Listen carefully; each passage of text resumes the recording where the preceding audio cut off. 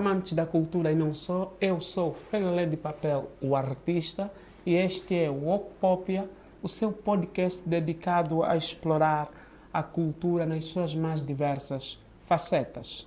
Aqui na Ocpópia, nós acreditamos que a cultura nos conecta, nos transforma e nos define. Para o efeito, nós convidamos artistas, acadêmicos e especialistas em matérias relacionadas à cultura. Hoje nós não fugimos à regra, mas se não nos segue, basta clicar aí na nota de rodapé e seguir a nossa página. Nós hoje temos um convidado super especial que dispensa comentários, coisas que não se dizem. É mesmo quem estão a pensar, preparem os vossos corpos, os vossos espíritos, porque agora vamos emergir no papel ou no contributo da literatura para a preservação do nosso património cultural angolano.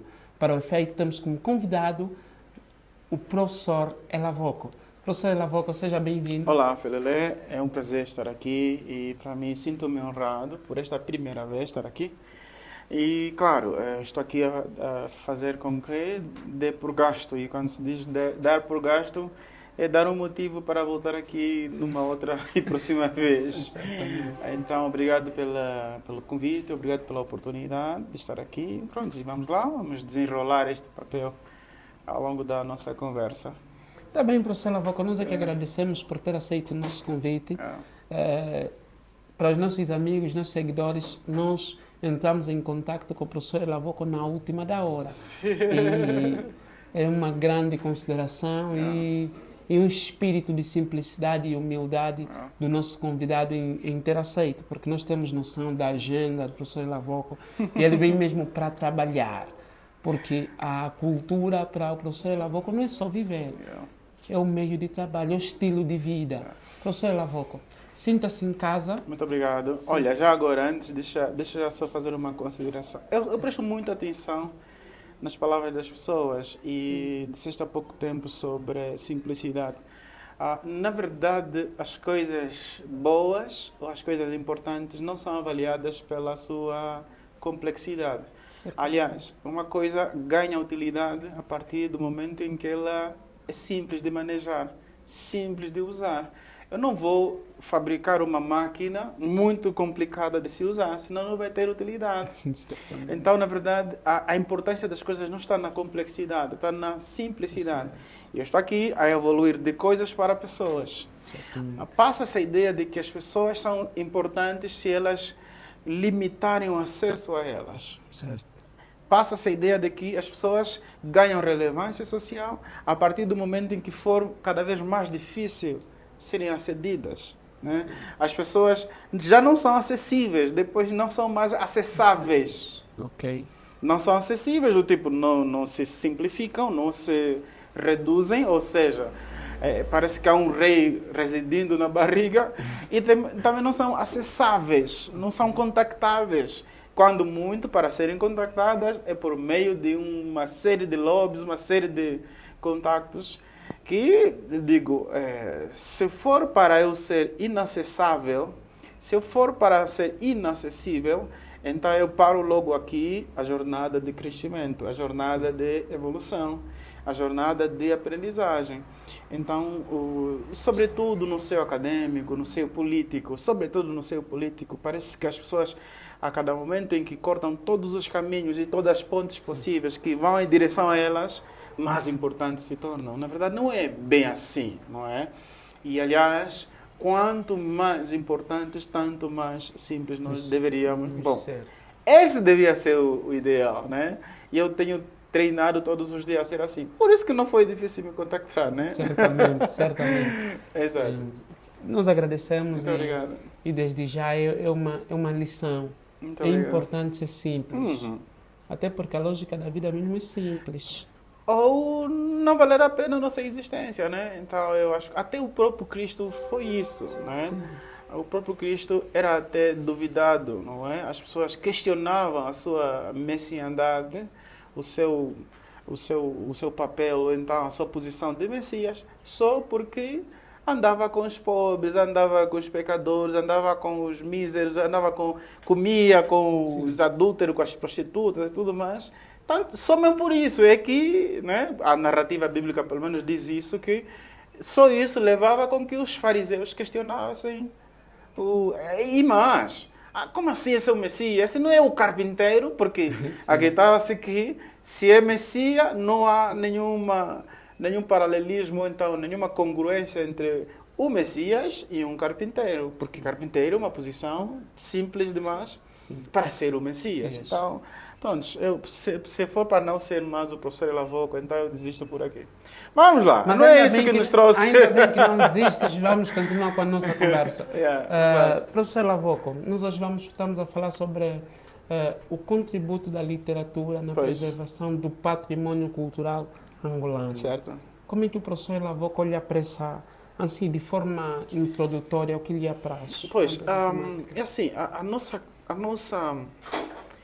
forma de registrar, é assim, a história é a ciência que narra os factos, não é? Que estuda os factos através do tempo. Sim. A definição mais básica, aquela da quarta classe. Sim. Só que temos duas ou várias outras formas, porque a história tem fontes. Tem fontes históricas que são escritas e fontes orais. Sim. Vou aqui destacar essas duas fontes, que as escritas e a fonte oral. A nossa oralidade é muito forte. A nossa literatura ainda está muito presa na questão da oralidade. E veja que parece que as pessoas vão questionar, como assim literatura tem a ver com oralidade? Tem sim. É que nós empobrecemos em demasia a ideia de literatura, mas vamos já chegar lá. Na verdade, ainda não se registra em forma de escrita, de forma suficiente, os fatos. Porque tem-se dito que quem conta um conto aumenta sempre um ponto. Porque tem a história escrita na forma, na perspectiva dos factos, e a história escrita na perspectiva do narrador. Sim, o narrador tem essa prerrogativa, né? Porque não temos como controlar isso. Porque o narrador vai narrar de acordo com a circunstância, de acordo com como ele se sente diante daquele facto, como ele registra, e esse registro não é igual para todos. Só que, por um lado, está a oralidade, mas, por outro lado, que isso aqui é necessário, todas as culturas precisam ser preservadas através de algum registro escrito. Quando muito, de um registro, por exemplo, é por isso que nós temos gravuras, temos desenhos, temos figuras, temos pinturas. Tudo isso aqui são manifestações escritas de alguma oralidade. Principalmente porque nem sempre as fontes orais, que são os contos, que são os mais velhos, que são a classe como é que eu diria? A classe de pessoas idôneas que vão narrar os fatos de acordo com a sua oralidade. É aí onde está a necessidade de nós. Sim, não obstante ao facto de que sim temos pessoas que registram os factos de forma oral, vão passando de geração a geração através do registro oral, através da oralidade, mas também temos a necessidade de nós escrevermos. O nosso registro escrito, além de ser novo, é também insuficiente. Você sabia que existe pouca coisa escrita a respeito da escravatura? Até há pouco tempo. Escreveu-se pouco sobre a escravatura. Nós sabemos tão pouco sobre os escravos em si, sobre o tráfico de escravos. Nós temos a narração da escravatura no ponto de vista de quem queria que nos contasse. Sim. Não nos foi narrado suficientemente de como é que de facto ocorreu a escravatura. Ainda acreditamos nessa ideia de que os ocidentais vinham, trocaram-nos com miçangas, com espelho. Calma aí, é mesmo isso? Isso é mesmo verdade? Veja só. Sim. De onde que sai essa dúvida? De onde que sai esse questionamento? Não que eu esteja a levantar essa dúvida no seio das pessoas, mas a questão é, aconteceu exatamente assim como nos foi narrado? Aconteceu exatamente... Por exemplo, a história de Angola. A história de Angola é contada na perspectiva... A história de Angola é muito bélica, não é? E bélica temos, trata-se de belicismo, estamos a falar de duas partes e normalmente conta a história a parte que ganhou a guerra e quem conta a parte que ganhou a guerra vai sempre contar em benefício ou então em conveniência sua. Então, eu tenho estado a refletir profundamente, tanto que esse assunto é muito oportuno, sobre essa necessidade. Como é que nós estamos a registrar o nosso dia a dia, as nossas experiências, os nossos factos, as nossas realidades? Como é que nós estamos a registrar? Porque daqui a pouco nós temos problemas muito básicos de registrar, por exemplo, danças, registrar música, registrar letras, registrar pinturas, registrar manifestações artísticas. Só mesmo registrar. Quando muito, escrever sobre elas. Sim. Então, nós, assim,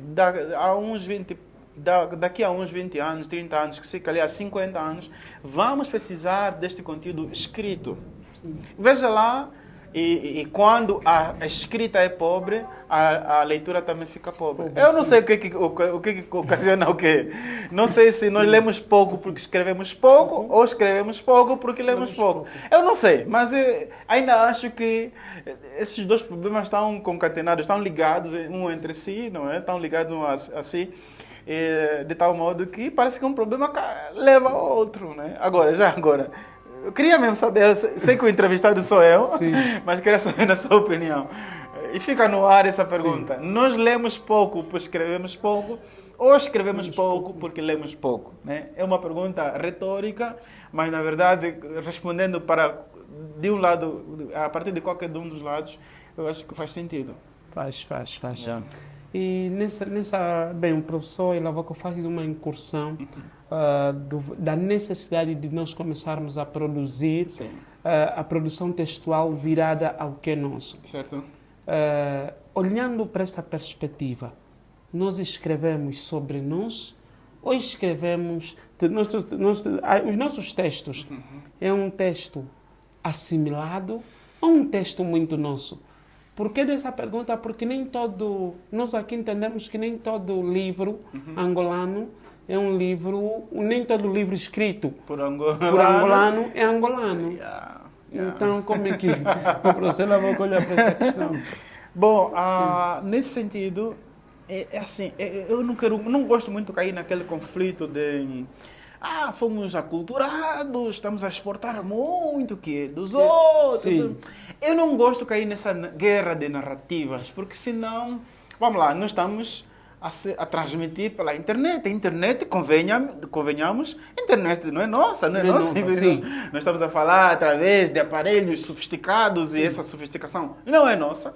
Então, eu não sou contra exportação de materiais, de experiências, de recursos. Não sou contra mesmo. Okay? Não sou contra essa... Porque o mundo hoje é uma aldeia global. Isso não tem como travar. Antigamente, diabolizava-se a internet, olhava-se a internet como sendo uma má influência. Hoje estamos a usar a internet como um recurso até de manifestação cultural, né? Então, não vou nessa luta, não entro nessa briga. No entanto, mais do que trazer do outro, é ali onde entra a questão. As coisas dos outros têm que servirem para nos aprimorar. Sim. Para perceber o point? Sim. Ok. Vamos partir da ideia de que nós já temos o que é nosso. Certo. Já fazemos o que é nosso. Já temos a nossa manifestação. Só que tiramos dos outros para melhorar o que é nosso. Só que o que às vezes acontece é o quê? Nós substituímos em completo. Ok. Nós anulamos o que é nosso, rejeitamos o que é nosso e exportamos o que é do outro. Ok? Veja lá, nós já estamos por exemplo, nós estamos a falar língua portuguesa. Exato. A língua portuguesa não é nossa. Não é nossa, é um veículo de comunicação entre nós. Sim. Mas só que a língua portuguesa, independentemente de ser uma língua não nossa, é uma língua colonial, convenhamos, não estou aqui senão teríamos aqui a falar em Ubuntu, não é? Ou então numa outra língua. Aliás, toda língua é adquirida toda, incluindo as línguas nacionais. Sim. Toda, absolutamente. Nenhuma língua é de ninguém. Língua é um meio de comunicação, vou aqui atribuir a divindade, ok? É a forma como nós nos comunicamos, ok? E a forma como nos comunicamos pode ser através de gestos, através de palavras, enfim. A discussão não é sobre a língua. Mas veja lá, respondendo à sua questão, nós sim escrevemos mais sobre os outros do que sobre nós. Mas escrevemos mais os outros do que nós. O que é que eu quero dizer com isso? É ali onde está a pobreza dos nossos registros. Ok. É ali onde está a necessidade de nós nos estendermos. O número de angolanos que mal conhecem Angola, já almeja conhecer lá fora, é muito grande. Eu tenho dito que eu sou dos pouquíssimos angolanos que você vai conhecer. Eu conheço literalmente todas as províncias de Angola. Eu conheço todos os municípios do Ambo, todos de Benguela, todos do Namibe. Da Huila só não conheço Chicomba e Chipindo. E por diante, conheço boa parte do... Agora é quando... Icubango, mas conheço boa parte daquelas duas províncias, que agora são duas. Conheço o Mochico, conheço o Norte, conheço o Leste. Então, ou seja, nós não conhecemos o nosso. E quando nós não conhecemos o nosso, a tendência vai ser buscar ou valorizar ou sobrevalorizar o que é do outro. Então, há essa necessidade de nós conhecermos o nosso. Há uma valorização que vem por meio do conhecimento. Tem-se dito que quem não te conhece não te valoriza. Eu devo trazer uma versão que volta mais para o indivíduo. Quem não se conhece, não se valoriza. Eu só vou valorizar se eu conhecer. Okay. Então, as nossas manifestações, a nossa cultura, os nossos hábitos, não é?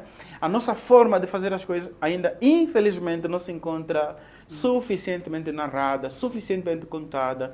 Eu estava aqui, ontem estava escrevendo um texto no Facebook e eu escrevi sobre isso. Você sabia que só em províncias como Bié, quando Cubango, eu não sei, não vou me acostumar agora a falar quando nem Cubango. Não sei, me perdoe mesmo. Bié, quando Cubango e Uambo, só nessas províncias é que você vai comer bombom assado. Ok. Sério, bombom, tá vendo? Aquele bombom, a forma como nós amolecemos o bombom, tá vendo? Tiramos da lavra e colocamos naqueles poços de água. Sim. Até essa forma de amolecer o bombom, da mandioca para o bombom, é peculiar, é nossa. Isso você só vai encontrar aqui no Bié, aqui no Ambo, vai encontrar no Bié e vai encontrar possivelmente no Quando Cubango. Você vai à Huila, não encontra. Na Huila, em nenhum lugar você encontra bombom assado. Mas aqui ontem, deu aqui uma nostalgia. Uau! Bombom assado, meu! Nunca mais vi bombom assado. Tu sabe? Mas isso precisa estar escrito em algum lugar. Nós precisamos conversar sobre essas coisas. Em Luanda você vai encontrar bombom frito, meteram na água, na bacia. Não, os do Ambos, do Bié, não colocam bombom, tanto que para nós parece que é ofensa, né? Sim. Como assim você vai amolecer a mandioca na bacia? Tá? Então, isso é algo muito nosso. Então, nosso, quando eu digo nosso, estou a falar desse corredor, quando Cubango, Bié e o Ambo. Ok. Bem, professor Lavoco, gostava de trazer à tona um pensamento de Francisco José Terreiro. Ele diz assim: antes do político, antes do economista, antes de qualquer entidade, quer política, social, está o escritor. Ele até lá diz está o poeta, mas eu gostaria de substituir esse poeta pelo escritor. Está o escritor porque o escritor é aquele que traz as vivências da sociedade. E nessa perspectiva, nós escrevemos pouco sobre nós, isso é um facto. E daí que a nossa cultura, aos poucos, vai, de certa forma,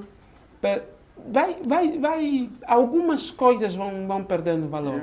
Se o escritor é aquele que olha para as vivências e procura transformar as vivências em símbolos gráficos convencionais, que é a escrita, não escreve. Como é que o professor Lavoco olha para essa situação? Olha, você pegou escritor mesmo. Você pegou num problema muito grande. Um problema muito grande. Eu não sei se eu consigo resolver, mas vamos lá, vamos refletir sobre isso. Sim. Eu ouvi um político há pouco tempo, hoje mesmo, que eu vos falo, que disse assim: cultura é alegria, cultura é o povo. Isso mostra como é que nós empobrecemos a cultura. Sabia que antigamente o Ministério da Educação era assim: Ministério da Educação e Cultura. Sim. Veja só, hoje o Ministério da Cultura foi parar, como é de Ministério hoje, de Juventude, Sim. de Esporte, não sei o que, não sei o que, não sei o que, e cultura. Menos a educação. Pronto, isso aqui é outro. Porque cultura está direta e intimamente ligada à educação. Ok. Se cultura é o povo e a alegria, então cultura não vale nada. Nós estamos a efemerizar, estamos a empobrecer o significado profundo de cultura. O que é cultura? Deixa eu trazer aqui uma reeducação muito interessante. Cultura é educação, cultura é ensino, cultura é desenvolvimento, cultura é intelectualidade, cultura é desenho, cultura é arte, cultura... Pô, se a coisa que mais devia ser valorizada antes de qualquer coisa, deveria ser cultura. As pessoas... É por isso que quando se diz que uma pessoa... Quando se diz que uma pessoa é culta... Quando é que se diz que uma pessoa é culta? Porque está informada. Deixa eu trazer um exemplo prático. Nos concursos públicos tem perguntas de matemática, de português, de geografia, de biologia e tem perguntas de cultura geral. Mas calma aí, por que chamam de cultura geral? Essa ideia, cultura é conhecimento, é intelectualidade. Cultura é a coisa mais rica que qualquer sociedade devia proteger. Nós devíamos proteger com unhas e dentes a nossa cultura. Por isso que hoje a cultura ficou esvaziada a simplesmente danças. Hoje a cultura não passa de os que fazem de cultura, quando se fala, eu sou um homem de cultura. É mais um disperso, um fobado, um escritorzinho que escreve algumas coisas e não é valorizado. E eu não me esqueci da tua pergunta. Sim, sim. Estou a vir ali. Vai tudo desembocar aí. Exato. Então, hoje o escritor é pobre. Porque cultura não é indústria. Cultura é algo, é hobby. Sim. Cultura é algo que se faz nos tempos livres. Cultura não é arte. Arte é caro. Em qualquer parte do mundo, a arte é cara. É por isso que os artistas são as pessoas mais... Como é que eu posso dizer? Eu estou chateado. O artista... Tanto é que o artista é aquele que faz coisas únicas. E por ser únicas, ele dá o preço que ele quiser. Sim. É por isso que existem quadros muito caros. Você hoje já não consegue comprar um quadro de Van Gogh por conta da unicidade, da raridade daquela manifestação, daquela pintura. Então, qualquer objeto, qualquer elemento de arte deveria ser valorizado neste nível. Então, hoje, respondendo agora a tua questão, os homens que transformam experiências em letras convencionais, em símbolos gráficos convencionais, vou usar aqui as tuas palavras, se tornaram em míseros fobados que em tempos livres escrevem alguma coisa. Veja lá como é que fazem os poetas. Até nas atividades, né? Os poetas são aqueles que vão preencher os espaços vazios. Momento cultural. E no momento cultural entra um disperso qualquer e vai declamar, não sei o quê. Aplauso. Até no Brasil, a pessoa que você está lhe entrevistar, profissão, sabe, parece que é poeta. Até como poeta, a pessoa é profissional. Existem profissionais de letras, profissionais de arte, profissionais de poesia, profissionais de pintura, profissionais. Então, hoje, a nossa cultura, a nossa arte é muito pobre. É muito banalizada. É tida em forma, assim, como em último lugar. Se restar dinheiro, então nós investimos. Então, para não politizar muito a conversa, não é? Para não ter que destilar assim essa minha revolta. Você sente que eu estou chateado com isso, né? E só para sublinhar, parecia que nós já tínhamos nos encontrado numa situação dessa. Eu e o Defeitos, de modo muito particular, eu falo com Defeitos porque nós trabalhamos muito juntos. Pois. Há tempos fomos convidados para uma atividade. Nós dissemos, olha, é X. Quer dizer, não, mas uma coisinha de 5 minutos. Eu depois disse, Isso é sério. Não, nem que tivesse que pagar aquele valor, já não tenho interesse em estar. Porque você não respeita, você não valoriza. Aquilo é mesmo preencher o espaço vazio. Então, lembra-se o que eu disse? Nós valorizamos, há uma valorização que vem por meio de conhecimento. Sim. Quem não conhece, não valoriza. Há pouco tempo, tinha aqui aqueles balaiozinho de longueço. O longueço aqui no Ambo é barato. Sim. Mas eu vi longueço do Ambo no Bengo. Eu vi o longueço do Ambo em Luanda. 1 quilo de longueço lá em cima. Chega a custar 3 mil, 4 mil quase. Não quero aqui incentivar negócio nenhum. Mas para os do Ambo, o longueço é só uma coisinha assim. Então, eles se calhar valorizam muito mais do que vocês aqui no Ambo, né? Longueço aqui, quanto é quilo de longueço já agora? 1000 kwanzas. E lá, a pessoa que está fazendo dinheiro mesmo com longueço. Então, é necessário conhecer para poder valorizar. É necessário explorar para poder se potencializar. É necessário investir para poder colher. É necessário formar para não ter que deformar.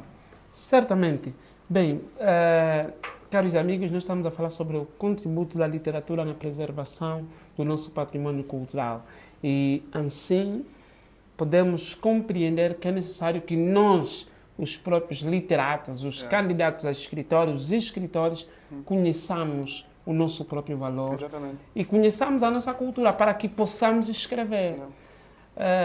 Eu gosto muito de um pensamento de Luandino Vieira. Certo. Ele diz assim: é necessário deixar que as crianças escrevam para que posteriormente elas reflitam sobre o que escreveram. Okay. E entendam se o que escreveram é o quê. Porque hoje escreve-se muito e comunica-se pouco. Isso. Comunica-se muito pouco, é fundamental olharmos para isso. Professor Lavocote, está a ser um prazer. Se dependesse de mim, eu ficaria aqui o dia todo, porque para mim está a ser uma aula magna, e eu costumo dizer assim: afinal, ainda a nossa luta continua a ser a mesma. Nós, fazedores de cultura, a nossa luta continua a ser a mesma. Em gesto de conclusão, o que o professor Lavocote tem para Bom, é gesto de conclusão, até não diria conclusão, fica aqui a recomendação. Nós precisamos ler. Não é? Porque, respondendo àquela pergunta paradoxal que eu fiz a mim mesmo, a vocês, é necessário ler para escrever e é necessário escrever para ler. Porque uma coisa vai alimentando a outra. Isso vai formar a nossa cultura. Isso vai formar a nossa intelectualidade. Intelectualidade aqui não é necessariamente, porque nisso, talvez numa outra abordagem vamos falar, mas eu tenho dito que a intelectualidade está em crise, porque hoje o enfermeiro só sabe enfermagem, o mecânico só sabe mecânica, o psicólogo só sabe psicologia, enfim, e por ali vai. Na verdade, a intelectualidade é você poder conversar com um professor de matemática, que eu sou o professor Lavoco, e você não vê o professor de matemática. Sim. Então, isso é o exercício da intelectualidade. É saber sobre tudo e, sobretudo, saber. Ou seja, ter vários desdobramentos a nível cultural. Conhecer sobre nós, conhecer sobre outras experiências e, claro, vamos conhecer através da escrita e através da leitura. Não é à toa. Reclama-se muito. Isso aí eu vou dizer diretamente para os jovens. Não é verdade. Não nos faltam bibliotecas. Não. Faltam-nos leitores. Sim. Você vai agora a uma biblioteca qualquer, não olhe ainda para a pobreza ou riqueza dos livros. Não é isso. Isso não está em discussão. Nós, principalmente os jovens, essa aqui, não estou a fazer advocacia nenhuma em nenhuma instituição. Nós nunca se leu tão pouco. Nós não lemos. Não é verdade que nos falta biblioteca. Temos biblioteca. Vai à mediateca agora, ver quantas pessoas estão na biblioteca da mediateca. As pessoas vão à mediateca para ir ficar no computador. Vão para ir fazer outras coisas. As nossas bibliotecas, as poucas bibliotecas que já temos. Que é que os jovens estão dizendo? Nós temos mais discotecas do que biblioteca. A pergunta é: quantas pessoas estão na biblioteca neste exato minuto? Eu sou estudante, eu voltei a estudar. A pergunta é: quantos estudantes frequentam de facto a biblioteca? Eu várias vezes estou na biblioteca, estou sozinho. Somos 3, somos 2. Então, Tem biblioteca. As instituições têm biblioteca. Tem sim, pelo menos tem espaço ou sala de leitura, seja o que vocês quiserem chamar. É raro ver pessoas comprar livros. Não compram livros. Então, estamos a reclamar por quê de bibliotecas? Se nós não temos leitores. Calma aí, isso é culpa do governo? Não. Não é culpa do governo, não é culpa do Estado, não é culpa de... É nossa culpa. E temos que nos responsabilizar. Nós estamos a ler pouco. E tudo o que nos acontece nos merece, porque nós não andamos nada. Muito obrigado. Tudo o que nos acontece nos merece, certamente. Mais uma vez, muito obrigado, professor Lavô. Foi um prazer, muito obrigado. O prazer foi todo nosso e esperamos tê-lo sempre que possível. Se estiver no âmbito, dá um toque. Sem problema. Vamos conversar sobre as nossas coisas. Está certo. Esse é o Ocupópia. E aí o nosso objetivo aqui é eu pensar... falei mesmo, parece hoje. Sim. Não, falaste, E também aproveito a ocasião para agradecer a todos os nossos parceiros. Falo da Traços Multimédia, a TCG, a Gráfica Codim, o nosso design gráfico, artes e publicidade, propriamente o Cavili. Falo também do Instituto Técnico de Saúde Francisco I, a Escola de Condução Educapa, a nossa direção, a nossa roteirista, Arnaldina Maria Teresa Sunguete Goi, o nosso realizador, Mr. Defeitos, o nosso operador de câmera, o Benjamin, para nós, o Manquicos, e a todos os nossos seguidores. Foi um prazer, contamos convosco sempre. Sigam as nossas páginas, deixem propostas de temas, deixem as vossas sugestões para que cresçamos todos juntos. Acreditamos nós que se nós não assumirmos quem somos, nós não temos cultura, porque a cultura é que tem a responsabilidade de definir quem realmente somos. Foi um prazer, até a próxima edição.